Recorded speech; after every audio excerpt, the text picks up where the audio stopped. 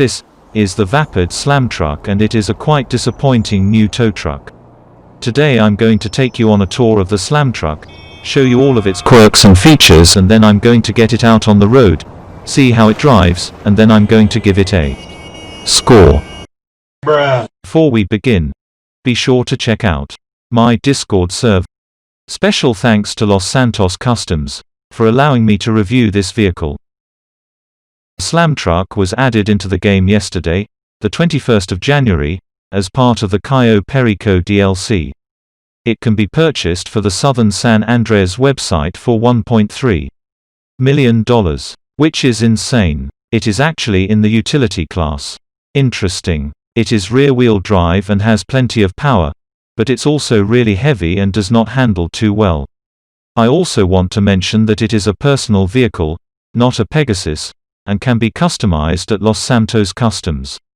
It's a bit of a shame that you can't spawn your car, as this is already a personal vehicle, and drive it onto the back. For styling, this truck is based on the Ford C600 series, with a flat bed. It is very unique, curvy, a lot of chrome, resembles a big 60s American truck really well.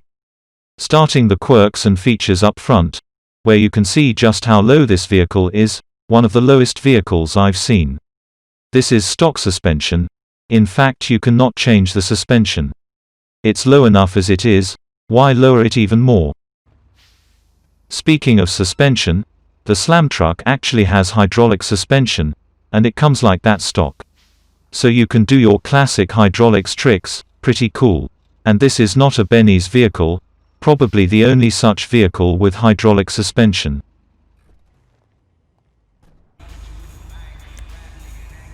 Then we move on to the liveries.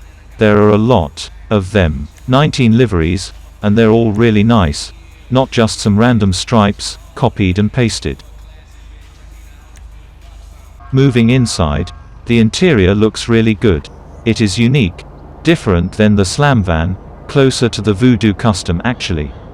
A cool looking 60s interior. Climbing onto the bed, you notice these two large exhausts, sticking upwards. They do not come like that stock, they are located on the side, instead of this cap right here. Here are the stock rims, nice chrome color, fit the look of the car. You can actually change them and even put like sport wheels if you want. I did notice a weird glitch where I could change the color of the stock rims, only that they weren't actually changing color. Weird. Another notable feature is the horn, which is different than the basic truck horn, sounds a little better. Speaking of sounds, listen to the sound it makes when it reverses. The back of the Slamtruck, you notice this tail light assembly, fairly normal, but they create this big edge, making it difficult to drive vehicles on top of it, as you will see later. As you can see, mine has this interesting visor thing. The truck does not have one stock, but if you want, you can add one. You can also see the mirrors are quite big. These are not the stock ones, which are even bigger, but there is also an option to make them small, a bit too small though I must say. In the bed you can also see this winch, that we can't actually use. Would have made the truck a lot better in my opinion, you will see why in a moment. Here it is parked next to the Slam Van Custom, which looks similar. You can clearly see it is much longer, but also a bit wider and taller. The hood is also much shorter on the Slamtruck, but taller. Moving on under the hood, which falls off when you walk into it, very funny.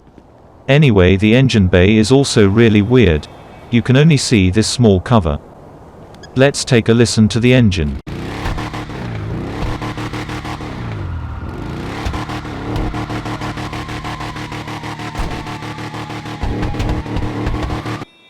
This being a tow truck, we tried to see how well it tows vehicles. The Slam van doesn't have much trouble getting up, thanks to the hydraulic suspension. The Weevil wheelies onto the bed easily.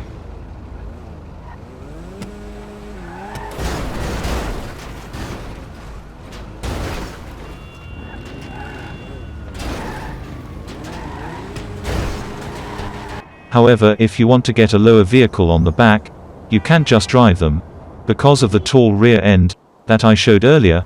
Instead you need to park the truck at the end of a curb or something. Quite annoying.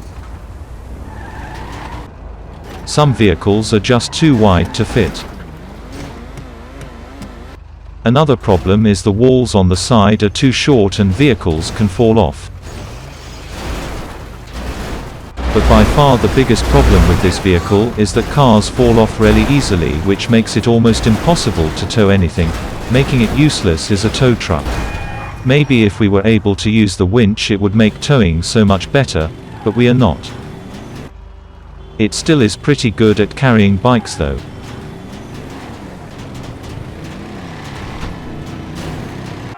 So, those are the quirks and features of the new Slamtruck.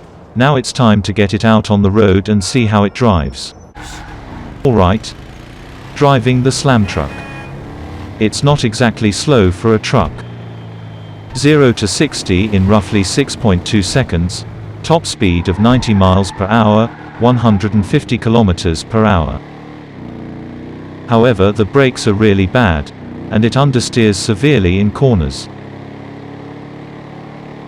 Not anything unusual for a truck, obviously. So yeah, it is in the utility class, which is probably the slowest class. But the Saddler also happens to be in it, and it is quite a bit faster than this. But it still is fast. For utility at least. No one buys this thing for performance though, let's face it.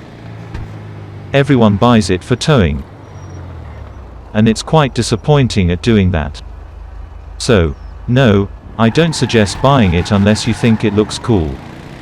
Or maybe park a car on top, but if you want to transport anything, that won't really work. But for the price of $1.3 million, you would expect more from it. Flooring it. Yeah, pretty quick considering its size.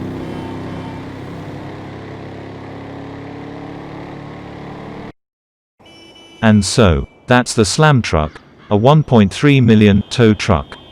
Only that it can barely carry vehicles on its back, making the price, in my opinion, completely unjustified. Now it's time to give the Slamtruck a score. Bruh. Starting with performance, for acceleration it is obviously far from any supercars. It gets a 3 out of 10.